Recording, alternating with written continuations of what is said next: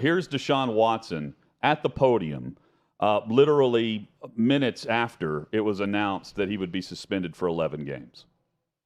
I have to continue to push forward in my life and my career. And for us to be able to move forward, I have to be able to take steps and put pride to the side. And I'm going to continue to stand on my innocence and keep pushing forward. And I've always, stood on not disrespecting or sexual assaulting anyone. What are you apologizing for then? What are you apologizing for? For everyone that was affected about this situation. There was a lot of people that was triggered. But not the women that accused you of this? I've apologized to all women. So anybody that was affected, even yourself, everything. So I'm apologizing to everyone that was affected about this whole situation. So Deshaun, was this more about moving on with your career than contrition from your point of view? This resolution, the settlements, the disciplinary process, settling that, is that all about just trying to move forward for you? Everything, just my whole life, just have to be able to move forward, and that's the plan.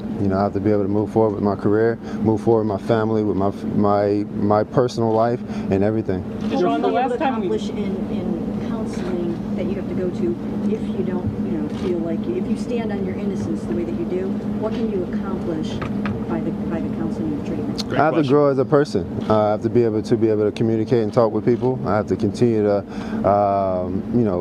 know each and every situation so I don't put myself back in the situation that I was just in. So I have to continue to just grow as an individual.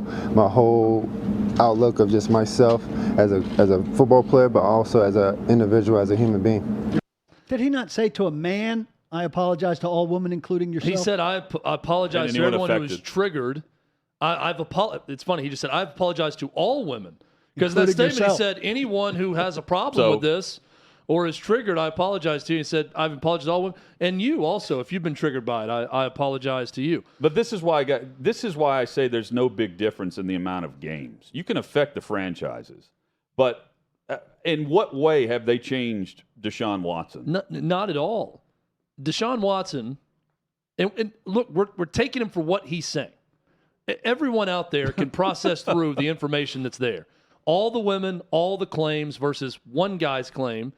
And here's the one guy's claim. I'll continue to stand on my innocence.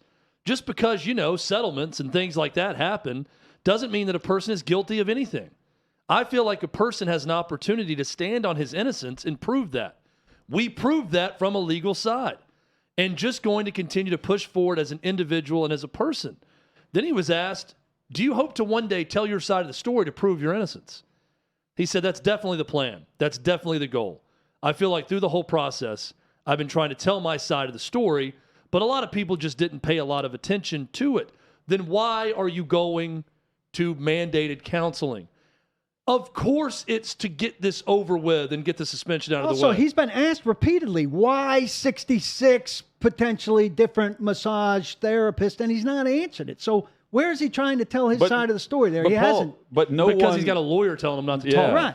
But he's not trying to tell his side of the story. That's not true. But no one has forced him to do anything other than just get up there and say this. Oh, I don't disagree, but he's not being honest when he says, I'm trying to tell my side of the story. Well, he's said his side of the story is, I'm innocent of all the charges. Yeah. Repeatedly, he said that over and over again. Is his side of the story. Yeah, that he admitted to consensual sex with one of the Well, I have follow-up questions to his side of the story that a lot of people would like to know. Not accusatory, just why did you operate this way? They're asking the right follow-up questions in that press conference in Cleveland, I feel like. Then why are you going to counseling if you're continuing to say that you're innocent? Because it is a charade.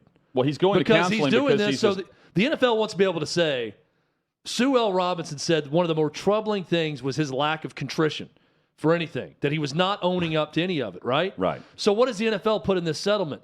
As part of this, you need to go to counseling, behavioral counseling. It's a show.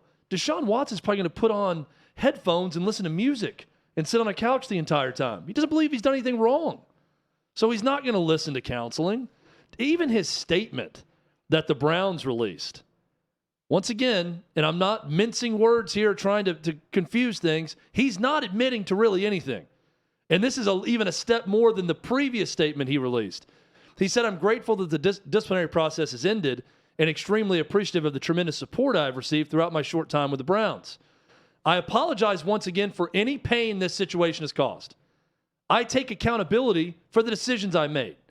My focus going forward is on working to become the best version of myself on and off the field and supporting my teammates however possible while I'm away from the team.